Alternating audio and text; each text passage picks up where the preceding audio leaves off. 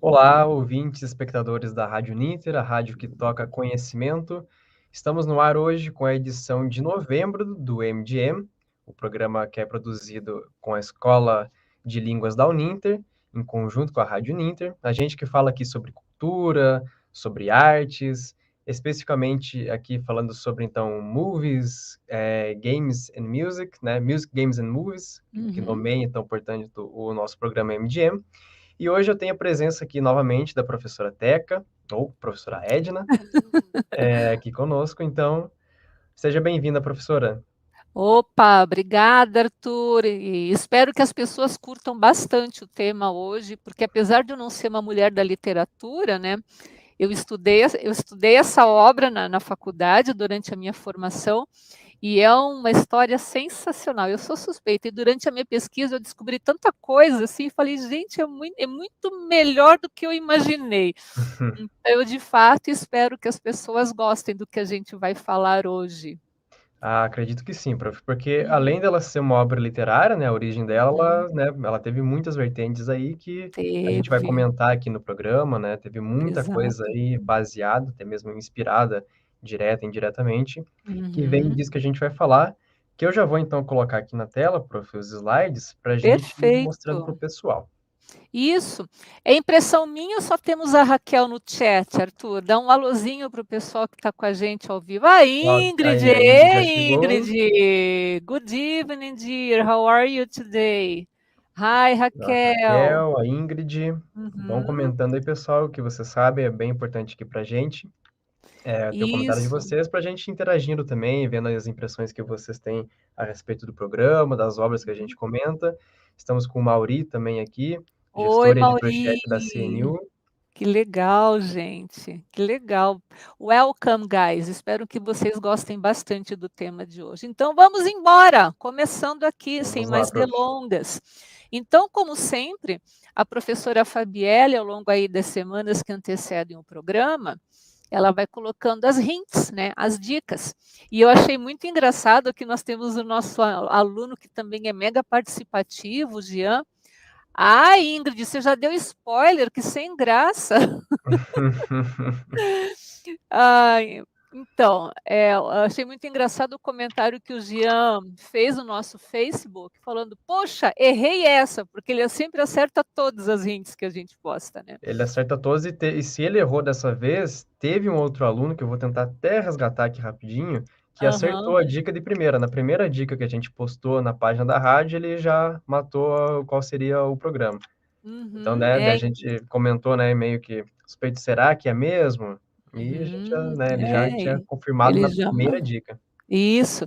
Então é uma obra, né, é um livro, da literatura inglesa, né, britânica, que foi escrita lá nos anos de 1840, né. É uma obra classificada como uma literatura gótica, e aí a gente pode pensar até no próprio Frankenstein, da Mary Shelley, né, que entra nessa linha dos romances góticos da literatura inglesa. É um livro trágico, bastante trágico, algumas pessoas até acham que é meio parecido com Romeu e Julieta, mas eu particularmente, Shakespeare, que me desculpe, mas eu acho esta obra muito mais visceral. Eu acho que a palavra que resume as emoções que essa obra traz é que é uma obra extremamente visceral, né. Até pelo formato, né, o Shakespeare, ele sendo originalmente um dramaturgo, né, Uhum, acaba que tinha menos espaço para lidar com essas complexidades humanas, né, uhum, diretamente no sim. texto, que isso ainda mais encarnado no palco, né. Então acaba É, que, né, um romance do tamanho que é esse que a gente vai falar, ele acaba tendo muito mais profundidade para ser trabalhado. ah, sim, mas nós não podemos desmerecer que o Shakespeare foi o primeiro autor britânico a trazer o ser humano para o palco, Com certeza. né. E só um parênteses antes de a gente falar dessa obra, gente, não sei se você sabe, mas o próprio Freud analisou muitas obras do Shakespeare para entender a alma humana, né? Então, a gente até podia fazer alguma coisa de Shakespeare, né, um dia, né, Arthur? Vamos pensar Vamos ver, com certeza, prof. A gente chegando na próxima né? temporada, para o próximo ano, a gente já Isso. pode ver alguma coisa nesse sentido, sim. Isso, né. E uma coisa muito interessante a respeito da pessoa que escreveu essa obra, né, essa pessoa tinha mais 2 irmãs que também eram escritoras, então é uma family curse aí, uma maldição de família, entre aspas, né, de serem irmãs e autoras, né. Então nós estamos falando do Wuthering Heights, ou em português, O Morro dos Ventos Uivantes, da Emily Brontë, tá? É Brontë com I no final que a gente pronuncia, tá, gente?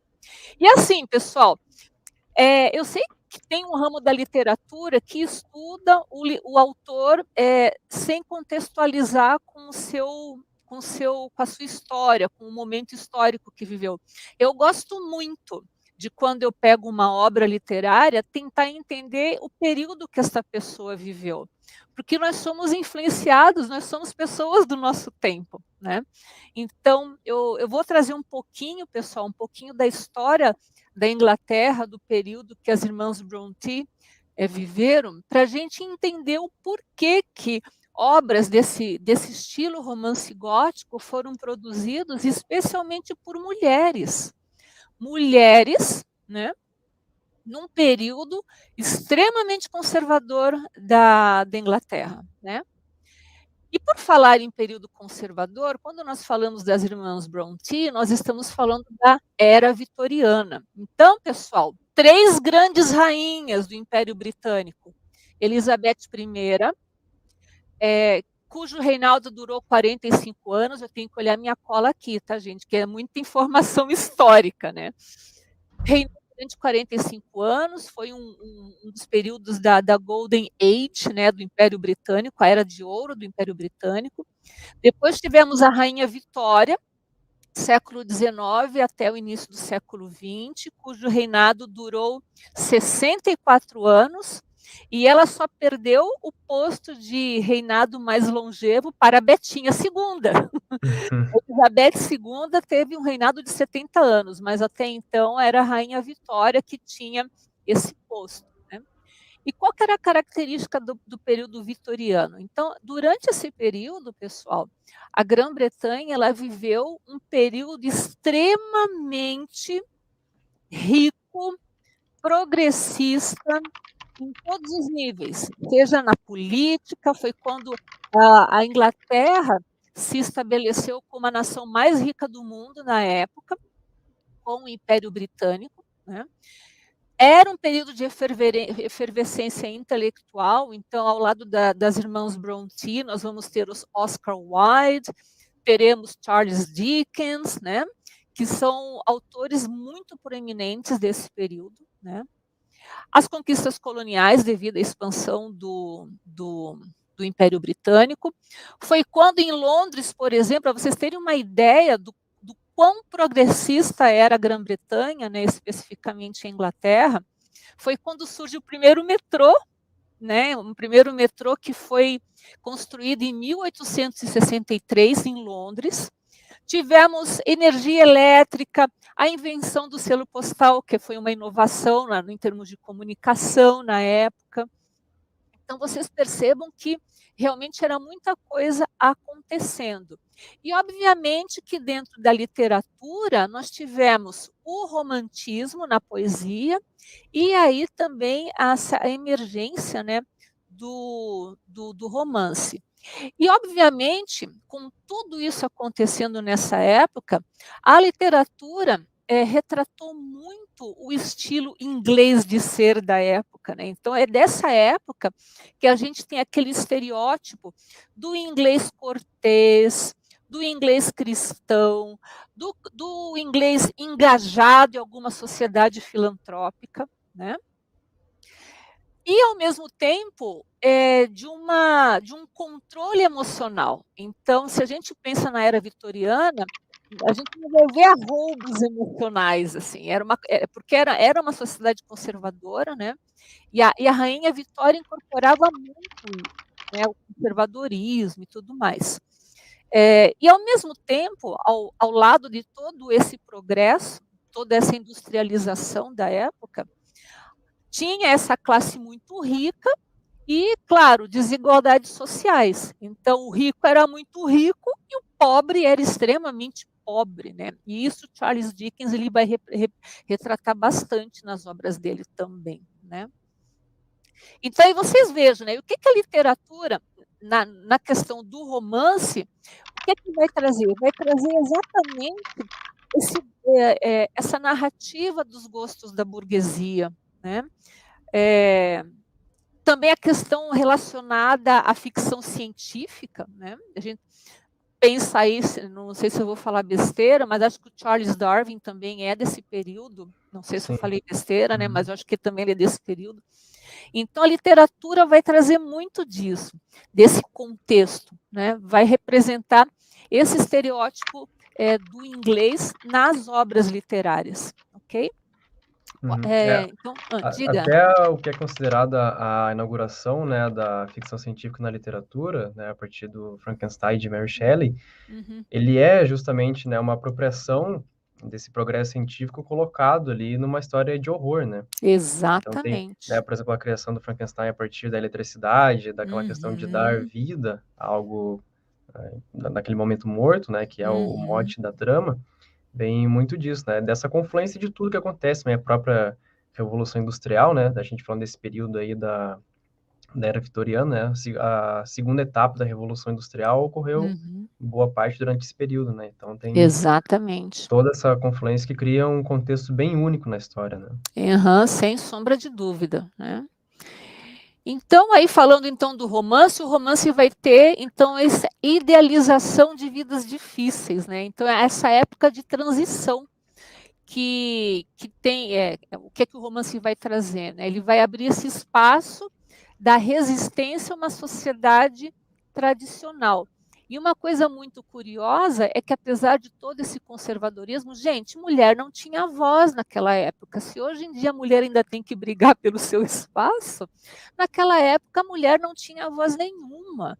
E, ao mesmo tempo, é quando surgem essas mulheres, tipo Mary Shelley, as irmãs Brontë, que trazem obras que são chocantes demais, né? A questão do Frankenstein, a própria questão do Morro dos Ventos Uivantes, foge dessa questão de uma literatura de formação moral e conservadora.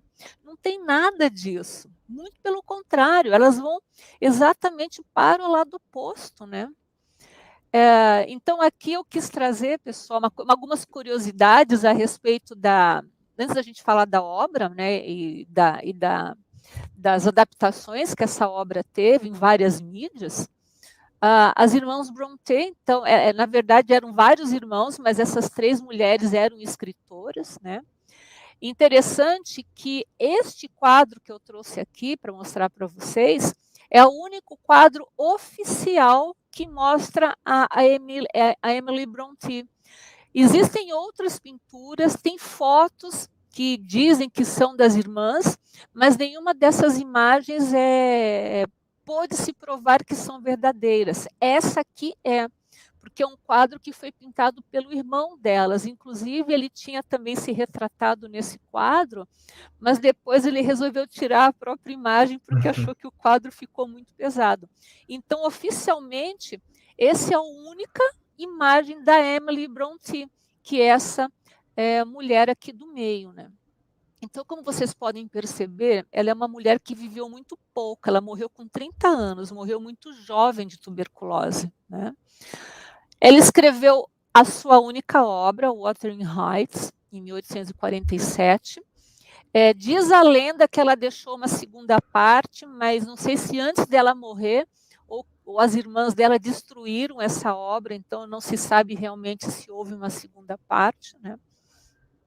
E como eu disse antes, por ser um período em que as mulheres não tinham voz na sociedade, tanto a Charlotte, que, se não me engano, é a mulher da direita, né, quanto a Emily, quando elas publicaram suas obras, elas usaram pseudônimos masculinos, exatamente para poder provar que podia escrever alguma coisa. A Emily, por exemplo, ela não queria publicar o livro.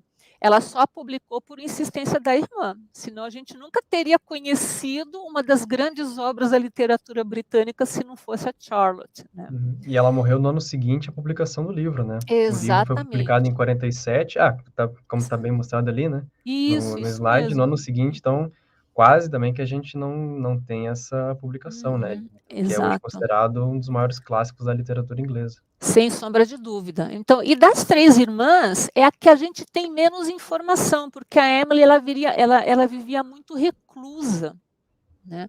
Ela vivia nos tanto é que o cenário de Wuthering Heights é muito a região onde ela morava no interior da Inglaterra, né. Então e ela passava muito tempo sozinha, era muito reclusa. E elas perderam a mãe muito cedo também, só que, para ocupar esse vazio, digamos assim, elas liam muito. A própria Emily, ela estudou para ser professora, ela foi professora de catequese, né, então realmente todo o cenário, o contexto que elas viviam foi muito produtivo para que a Emily produzisse a obra que produziu, né. Foi tão interessante, pessoal, que uma coisa que vocês, quando vocês leem essa obra, vocês vão perceber 2 tópicos muito fortes: violência e paixão. Como eu falei no começo, são emoções tão viscerais expostas no livro, que as pessoas não acreditavam. Depois que se descobriu que era uma mulher, né, que tinha escrito, as pessoas não acreditavam que tinha sido uma mulher. Como uma mulher, né, que geralmente é aquela bela recatada do lar, né, que não se manifesta, como é que podia escrever uma coisa daquela com tanto ódio, com tanta paixão, né, com tanta violência? Porque o Heathcliff, que é um dos personagens do livro, chega um momento da história que ele é muito violento, chega a ser assustador, assim, a forma como ele trata as pessoas, de tanta sede de vingança que ele tem, né. Então isso pensando num contexto de século XIX, uma sociedade conservadora, não dada a roubos emocionais, de repente tem essa explosão de emoções no livro, né. Tanto é que na época não foi nem tão bem aceito quando ele foi publicado a primeira vez, porque é muito perturbador, né. E especialmente porque é um romance dessa linha gótica, como eu falei antes, que vai tratar do sobrenatural, do fantasmagórico, vai tratar de assombração, vide Frankenstein, gente, né. Até hoje é um clássico do terror, imagina isso no século XIX, escrito por uma mulher.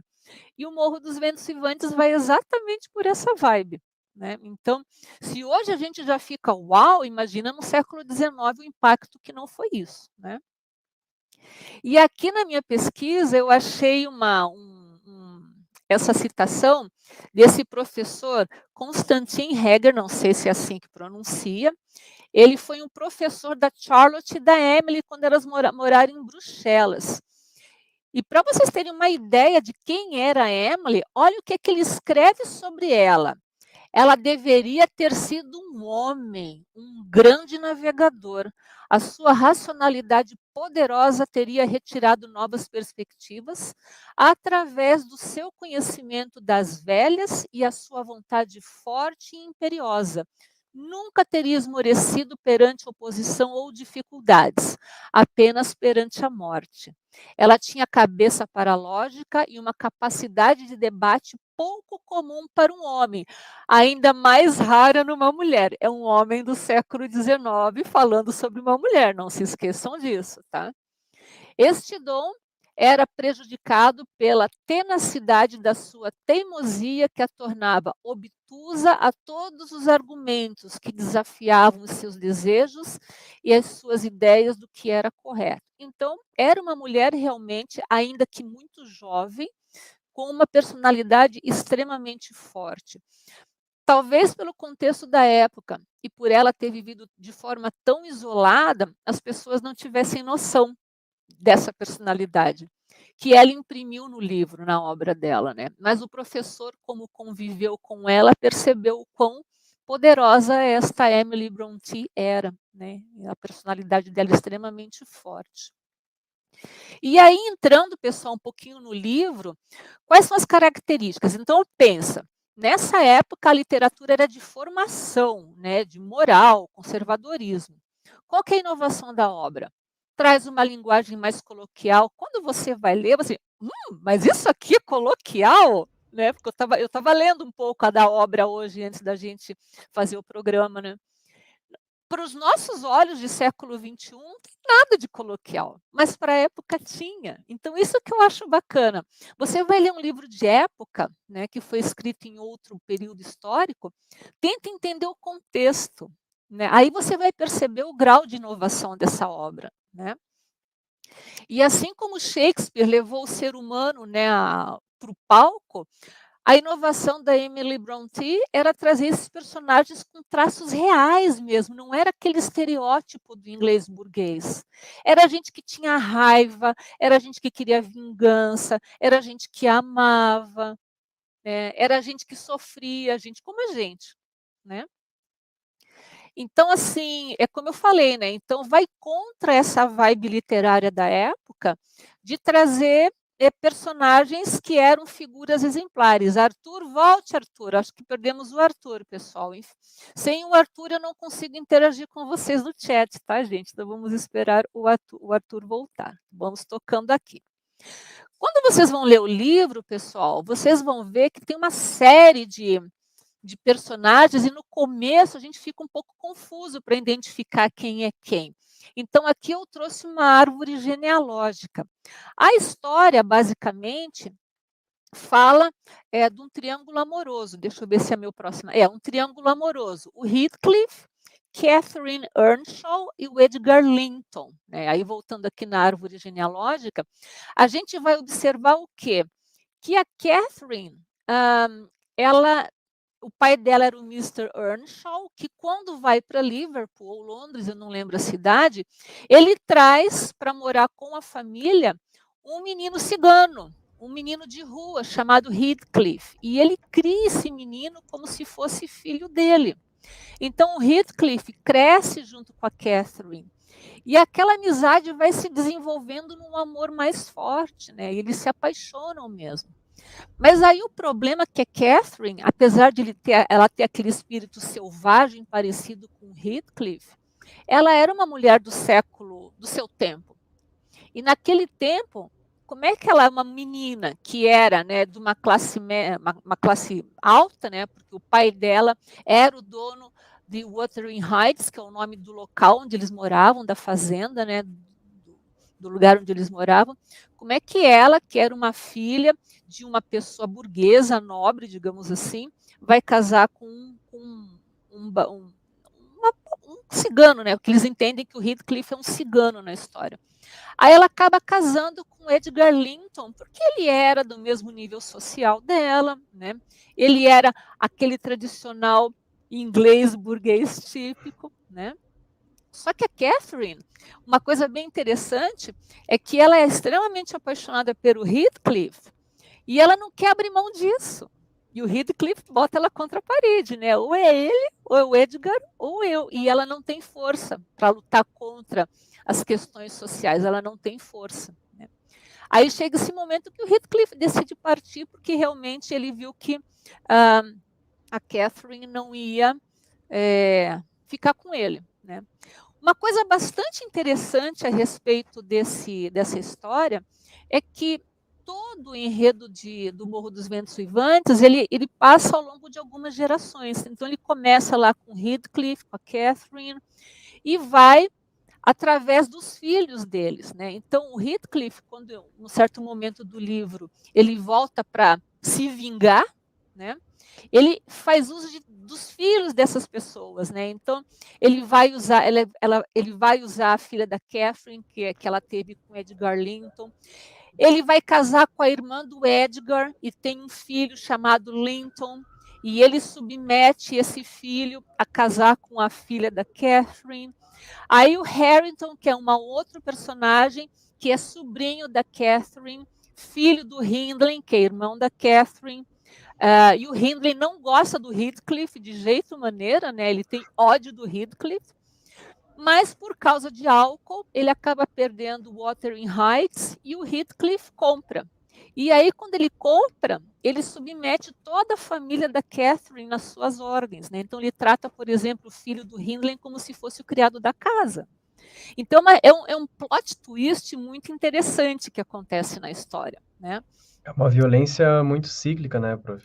Que Muito, acaba, muito. né, que é até aquele triângulo amoroso que há na segunda geração ali, né, ela transparece ali na terceira, né, entre o Harrington, a Kathy Isso, e o Linton, né? isso, E eles isso todos mesmo. sendo muito usados pelo Heathcliff, né, que Total. apesar de ter uma assombração, um tom sobrenatural na obra, né, que a gente vai até Uhum, falar, uhum. na minha opinião, o que se sobressai ali como assombração mesmo é a presença do Heathcliff Do sobre a vida Heathcliff, dessas mas com pessoas, né? certeza, Arthur, com certeza. Ele é a verdadeira assombração nessa história, sem sombra de dúvida, fazendo trocadilho, mas realmente ele é a grande assombração. Uma assombração de carne e osso, mas uma assombração, né? Sim. Uma coisa interessante a respeito dessa obra, que apesar de a gente ter todos esses personagens, e é uma história que acontece ao longo de 2 ou 3 gerações, né? A gente só conhece essa história não pela voz dos personagens principais, a gente conhece essa história pela voz da governanta da Catherine. O nome dela é Nellie Dean, né? E a Nellie Dean conta a história dos Morros dos Ventos Uivantes, dessa história do Heathcliff, da Catherine, para um inquilino do Heathcliff, chamado senhor, onde é que eu anotei o nome dele? Que eu Lockwood. agora. Lockwood, exatamente. Né? Então, na verdade, a gente conhece a história não pela voz dos personagens, né? Mas pela voz de terceiros. E aí a gente pode confiar nesse tipo de narrador? Porque se eu conto uma história para o Arthur conta uma história para uma terceira pessoa. Essa terceira pessoa conta por uma quarta, provavelmente a quinta pessoa vai conhecer uma história diferente da minha. Concordam comigo? Então, quer dizer, a gente não sabe. Tanto é que nas minhas pesquisas, né, quando eu fui relacionar com algumas adaptações que nós temos hoje dessa obra, eu vi algumas críticas com relação à personagem Catherine no livro. Ah, ela não sabe o que quer, ela quer ficar com o Heathcliff, ela quer ficar com Edgar, ela não quer abrir mão da posição dela. Mas isso a gente está sabendo pela voz de terceiros. A gente não sabe se era assim mesmo que ela pensava. A gente não sabe disso. Uma coisa que é bem interessante é que na obra a gente não pode tirar conclusões a esse respeito. É isso que eu quero Uhum. dizer. Não tem como, porque a gente está ouvindo pela boca de outras pessoas. É um ponto de vista que ele pode ser, né, além de perder, né, ter esse ruído entre uma comunicação e outra, ele pode ser também enviesado, né? Exatamente. E se a Nellie Dean era a governanta da Catherine, viu a Catherine crescer, né? Então ela tinha uma relação afetiva com a Catherine que provavelmente ela não tinha com Heathcliff. Sim.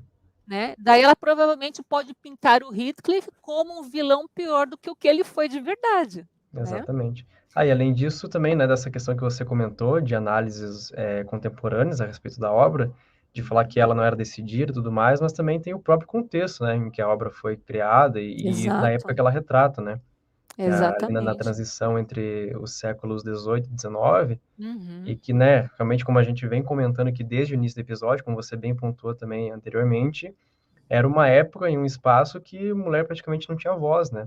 Então, muito disso Exatamente. é Uhum. retrato do texto que a gente, né, avaliando ele hoje, os personagens, não tem como a gente desconsiderar, né, e falar que tal personagem, além de toda essa questão do discurso, né, que é narrado Uhum. por outras pessoas, né, de ter esse contexto em mente também, né, prof? Exatamente, com certeza, Arthur, muito bem colocado. E só um comentário aqui da Ingrid, daria um bom episódio Caso de Família? Com certeza, daria muito pano Certeza. para manga, Ingrid, com certeza. E aí a pergunta é, uma história de amor? Há controvérsias. Tem paixão envolvida? Sim, mas é muito mais vingança do que outra coisa. E aí quando eu comentei com vocês que eu considero essa obra bastante visceral, eu trouxe alguns exemplos aqui de trechos para vocês verem o nível de relação que a Catherine tinha com Heathcliff, né? Então ela fala aqui: I have not broken your heart, you have broken it, and in breaking it you have broken mine. So much the worse for me that I'm strong. Então eu não quebrei seu coração, você o quebrou, e quebrando isso e quebrando o seu, você quebrou o meu, né? E é muito pior para mim que sou forte. Outra fala dela, né? Só não me deixe na beira do abismo, onde eu não posso encontrar você, né? É indescritível. Eu não posso viver sem a minha vida. I cannot live without my life. I cannot live without my soul. Eu não posso viver sem minha alma. Então, eles se identificavam como uma alma só, né? E aqui a revenge, né? Como é que fala? Eu estou com uma outra palavra, mas não é essa a palavra que eu quero. A mágoa do Heathcliff com relação às atitudes da Catherine, né? You teach me you teach me now how cruel you've been, cruel and false. Você me ensinou o quanto você tem sido cruel e falsa. Por que que você me despreza? Por que você traiu o seu próprio coração, Cat? Eu não tenho nenhuma palavra de conforto, porque tem um momento na história que ele escuta a Cat conversando com a Nellie, dizendo que ela jamais ficaria com Heathcliff por causa de questões sociais. Né? Por isso que ele vai embora. E quando ele volta rico, poderoso, tipo o Conde de Monte Cristo, com sede de vingança, né? E ele também fala: tempo trouxe resignação e uma melancolia mais doce do que a própria alegria. Né? I have to remind myself to breathe. Eu tenho que me lembrar de responder. Quase lembrar o meu coração de bater. Então você vê a dor desse personagem com relação ao fato da Cat ter recusado ficar com ele e fugido com ele. E aí a gente falando das adaptações, já tivemos balé sobre a obra. Esse segundo cartaz, Wuthering Heights, foi a primeira versão para o cinema do filme, que foi em 1920, ainda no cinema mudo, né? E a gente não sabe se existem cópias desse filme ainda. Temos o livro, né? Obviamente, que foi até relançado, porque quem viu a saga Crepúsculo sabe que a personagem Bella era fã desse livro. Então, por causa da saga Crepúsculo, houve um boom em relação às vendas do livro do Morro dos Ventos Uivantes, né? Por causa desse clima gótico. E até mesmo no Brasil, na década de 60, teve uma novela, gente, da antiga TV Excelsior, com os atores, em algum lugar eu anotei aqui, que foram, Altair Lima fez o papel de Heathcliff, né? E isso sem falar em outras adaptações que tiveram pelo mundo em outros países. Já teve versão de Bollywood, já teve versão francesa, já teve versão japonesa, né? Tem um filme, aliás, no YouTube vocês encontram algumas versões do Morro dos Ventos Uivantes, né? Tem uma do Laurence Olivier, que é de 1939, que ganhou Oscar de melhor fotografia em preto e branco. Só que essa versão não cobre a história toda. A história toda tem 34 capítulos. Se não me engano, o filme vai até o capítulo 16 com a morte da Cat. Opa, spoiler, sim, a Cat morre, tá, gente? E é importante destacar, né, que o filme ele foi um grande sucesso na época, esse de 39 que a gente está falando, e ele só não ganhou o Oscar porque naquele ano tinha um filme pequenininho aí conhecido como E o Vento Levou. Ah, sim, daí não tinha como, né? E o Vento levou todas nesse levou Oscar, tudo. todas, né? Foi uma grande revolução mesmo, né? E das versões mais recentes, nós temos uma versão de 1992 com a Juliette Binoche. Particularmente, eu não gosto dessa versão, porque tem uma outra versão que foi feita para a TV, que eu assisti recentemente para preparar o programa, que eu achei mais legal. Eu achei o Heathcliff mais a cara do que está no livro, assim, sabe? De sede de vingança. Inclusive, quem faz o Edgar Linton, que casa com a Cat, é o ator que fez o The Walking Dead, que fez o Rick Grimes, acho que é o nome dele. O Andrew Lincoln, né? Andrew Lincoln, exatamente. Né? Então, eu só vi a versão de 39. Ela, com apesar Laurence de... Olivier. Isso, muito, muito bem no papel, inclusive, né? Laurence Olivier, enfim, quem não conhece, é um dos maiores atores da história, tanto do teatro britânico quanto do cinema hollywoodiano. É o Sir Laurence Olivier, inclusive, Sir Laurence né? Olivier. E apesar do filme ele cobrir, né, só metade da história, digamos assim, do romance original, até a parte em que ele cobre, ele, além de ser fiel, ele é muito bem adaptado também, né? Sim. Ele omitindo certos pontos, ele consegue transmitir bem a história. Exatamente. Vale a pena ver. E aí, pessoal, o que eu queria trazer para vocês aqui, né? A gente tem a música da Kate Bush, Wuthering Heights. Foi a primeira vez que eu ouvi. Eu era adolescente, tá, gente? 78. Eu tinha 14 anos nessa época. Eu estava na 8ª série. E eu lembro que foi, assim, um sucesso estrondoso essa música, né? Pela voz da Kate Bush, pelo videoclipe, que era bem fantasmagórico, que traduzia bastante essa atmosfera do Morro dos Ventos Uivantes, mas eu não conhecia a obra nessa época, né? E essa música, então, foi lançada em 78, né? A Kate Bush tinha 18 anos, ela escreveu essa música numa noite, numa madrugada, e uma coincidência interessante, ela nasceu na mesma data que a Emily Brontë. Então, elas são do mesmo aniversário, né? E a Júlia está perguntando, já que a Cat morre no capítulo 16, então, daí entra um pouco nessa questão, se não me falha a memória, da questão um pouco fantasmagórica mesmo, depois de eles se encontrarem após a morte do Heathcliff, sabe? Mas toda aquela trama da vingança, o filme do Laurence Olivier não mostra, o que eu acho uma pena. Né? Eu acho uma pena porque é a parte mais legal da história. Daí tem a parte tanto dela ficar assombrando ali, né? Isso. A região, assim como também especialmente o Heathcliff, como também a relação daí da geração seguinte, né? Tanto da Exato. filha dela, quanto Do filho do dos outros filhos que Hindley, formam aquele triângulo amoroso, né? Daí que entra exatamente. naquela questão que a gente comentou de ser cíclico, né? De daí criar um novo triângulo amoroso com, né, os mesmos dilemas ali. Então, daí acaba que, né, é um ponto de nem tão virada, porque ocorre, né, essa repetição de padrão, né? Mas tem essas duas metades muito bem definidas aí na obra. Exato. Um detalhe bem importante que eu esqueci de comentar, né, dessa questão do fantasma da Cat. Logo no comecinho do livro da Emily Brontë, quando o Sr. Lockwood chega na casa Wuthering Heights, ele se hospeda, né, na casa junto com o Heathcliff e as outras pessoas. E aí ele vai dormir no quarto que era da Cat. E durante a madrugada tem o vento uivando, né? E aí um galho está batendo na janela e ele vai lá, abre a janela para tentar tirar o galho. E na hora que ele bota a mão para fora da janela, ele sente uma mão agarrando a mão dele. E daí ele pergunta quem é você, daí ela fala, it's me, I'm Cat, que é uma coisa que a Kate Bush vai trazer na música, né? Então ela tem essa questão do fantasma que ronda o Wuthering Heights, porque era a casa dela e porque o Heathcliff mora ali também, né? E é interessante que no livro o Heathcliff morre de mortes naturais, assim, né? Ele tipo, eu diria que é um estado de depressão profundo. Mas nessa versão que eu vi para a TV, que são 2 episódios, ele comete suicídio. Né? Ele se mata no livro. Acho mais trágico, com certeza, mas no livro ele morre mesmo de depressão, assim, sabe? Mas é até coerente porque, por exemplo, no livro, ele que pede para Kathy assombrar ele, né? Enquanto ele estiver vivo, né? Exatamente, Então tem também um exatamente. certo ponto de tragédia, né? E de autoflagelação aí no livro Isso. original também. Isso.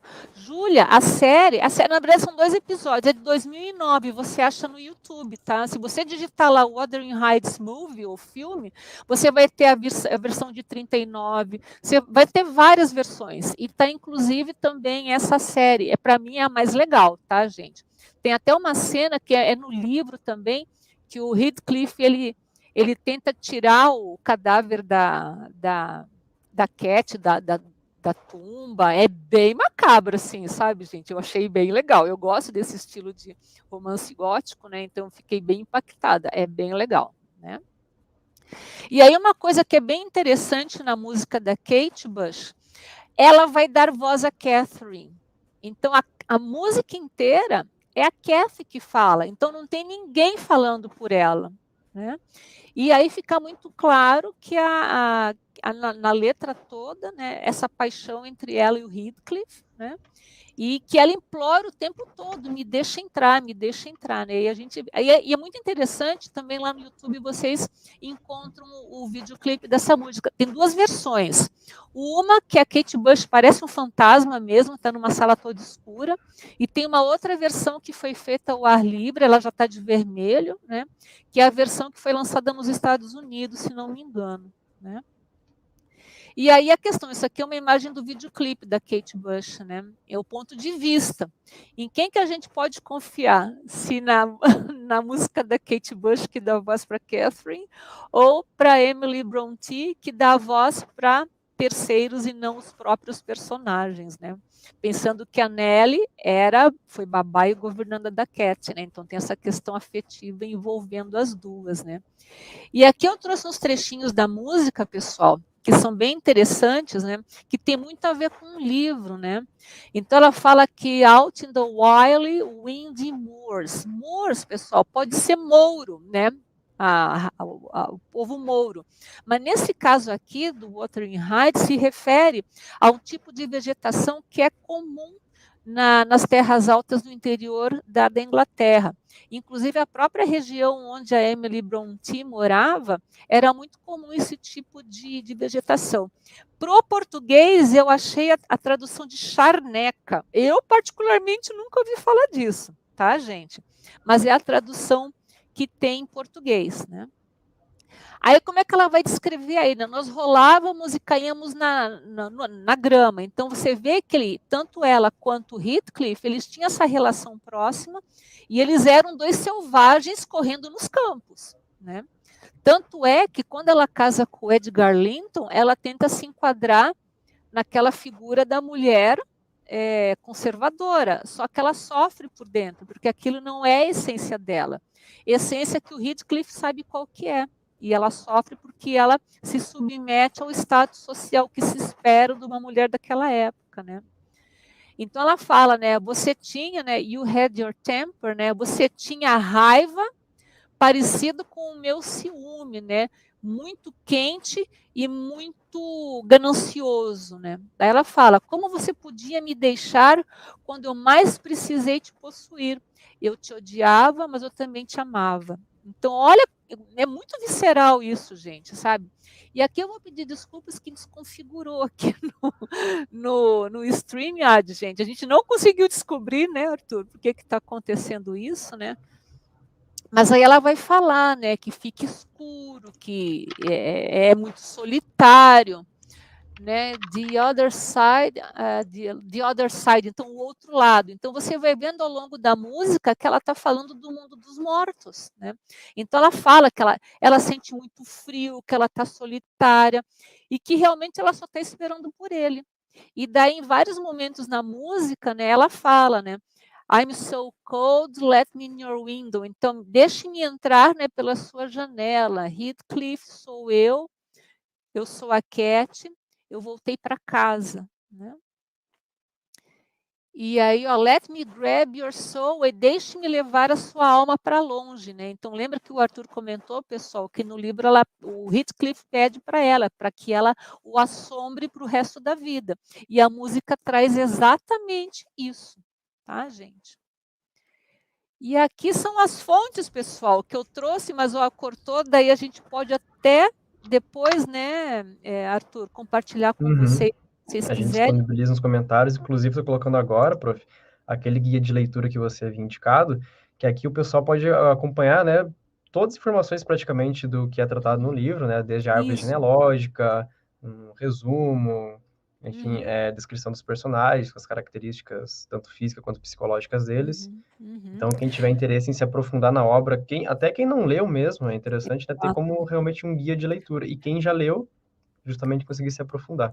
Esse site aí, pessoal, tem tudo, mas é absolutamente tudo sobre o Morro dos Ventos Uivantes, inclusive o próprio texto, você pode ler online, tá? Então, é um site que eu achei durante as minhas pesquisas para o programa, e tem tudo, tem os personagens, descrição de cenário, tudo, tudo, tudo. O que eu falei aqui junto com o Arthur hoje foi só a pontinha do iceberg. Então, era isso, gente, que eu tinha para hoje. Espero que vocês tenham gostado. É uma obra muito legal. Sugiro que vocês assistam os filmes, escolham lá, comparem as versões, que a coisa de comparar a versão também é muito legal. Tá? Eu vi a de 39, eu vi com a Juliette Binoche e vi desse que são 2 capítulos, e eu particularmente gostei dos 2 capítulos. Tá? Depois vocês mandem para a gente. Eu sou companheira de 39 e fiquei interessado aí quando você falou dessa que é um filme para TV, né? Que tem essas duas partes, então eu também vou atrás. E também, sobrando um tempinho, veja essa versão com a Juliette Binoche também. Isso. Mas não vai esperando muita coisa não, tá? Não curtindo, Então, não curtindo. quando eu dei uma olhada nas adaptações, né, Uhum. vendo como elas tinham sido recepcionadas por crítica e público, realmente, essa versão aí da década de 90, ela é a que menos, né, É muito despertou. apática, muito apática, assim, para o Heathcliff, não sei, não rolou, gente. E a Juliette Binoche, apesar de eu gostar dela como atriz, mas não me convenceu como Cat, não me Uhum. convenceu. Enfim, É. depois vocês contam pra gente o que vocês acharam, gente, tá bom? E eu quero destacar aqui um comentário que a Ingrid fez ali no início do programa, que ela sugeriu um especial sobre Emily Dickinson. Que tal, prof? Opa! Próximo ano. A gente já falou sobre a possibilidade de trazer Shakespeare aqui, né? É Shakespeare. Vamos Eu tenho estudar uma essa lista. possibilidade também, né? Elvis Presley, Tina Turner, Emily Dickinson, Shakespeare. Gente, tem muita opção. E se É, vocês tiverem alguma ideia também, mandem para a gente, tá? Ah, pessoal, fala sobre isso. A gente vai atrás, tá bom, gente? exatamente, está aqui, né? A importância da sugestão de vocês, do porquê, né? Interagir aqui conosco, tanto ao vivo quanto o vídeo que vai ficar disponível aí, o programa todo, nas nossas redes aqui da Rádio Ninter, no Facebook, YouTube, Spotify, que você pode acompanhar lá conosco. A Júlia Ribeiro também disse que gosta muito de filmes e séries Jane de época Austen, uhum. e que Jane vai Austen, atrás, né? E uhum. sugeriu também a Jane Austen, né? Perfeito. Que é um grande Eu escritor trouxe aí o Morro dos Ventos Vivantes por causa da Kate Bush também, né, gente? Da minha Sim, época, né? Desculpa aí. Kate Bush entrou muito em alta agora recentemente com a música do Running Up That Hill, né? Não, não Que sabia tocou em disso. Stranger Things, tocou na última temporada de Stranger Things e foi um Ai, sucesso, ocupou por várias semanas aí, que a legal. primeira posição em várias paradas aí, Que internacionais. legal. No videoclipe do Morro dos Ventos Vivantes, ela é muito performática, assim, sabe? Sim, aham, parece até Bastante, um assim. balé, né, no que ela faz, Parece né. mesmo. Uhum, uhum. Então, Então tá prof, bom. conseguimos aí abordar, né, como você falou, a pontinha, né, do iceberg, que é essa obra aí, já coisa de com 170 e tantos anos aí, né, prof. Exato. Mas é justamente o que a gente tem como interesse aqui no MGM, que é apresentar essas obras culturais para vocês, destacando também aspectos os culturais e linguísticos também, Uhum. que é uma das propostas aqui da ESLI no nosso programa. E a gente se vê então em dezembro, pessoal. A gente agradece a participação de todo mundo que comentou aqui ao vivo, o pessoal que também vai acompanhar depois. Pode deixar seus comentários lá, a gente vai acompanhando, a gente vai anotando sugestões que vocês fazem também para a gente. E a gente se vê, então, no próximo programa em dezembro, prof. Eu já recebi um spoiler da prof. Fábio, então eu sei o que é, não vou falar. Não fale, né? Mas É o último do ano, hein, o gente? último Ao do ano, vivo. pessoal, vocês com certeza vão gostar. A gente vai Uhum. tratar aí de outra obra também que tem um imenso impacto cultural. Sempre. Então, prof, agradeço a sua participação aqui comigo novamente. Foi muito bom ter mais esse tempinho para a gente conversar, para a gente falar aí sobre essas grandes obras da cultura americana, inglesa, né? Enfim, sempre tratando do inglês aqui no nosso programa. E a gente se vê, então, na próxima. Pessoal, deixa também para você se despedir, prof. Tchau, gente. Muito obrigado pela participação. Arthur, muito obrigado pela parceria de sempre. Eu adoro os teus comentários. Gente, o Arthur estuda para fazer o MGM junto comigo, viu? É muito legal isso. Muito obrigada, gente. Até a próxima. Até mais, pessoal. Acompanhe aqui nossos programas, nossas próximas transmissões com todo o MGM aqui na Rádio Ninter, a rádio que toca conhecimento.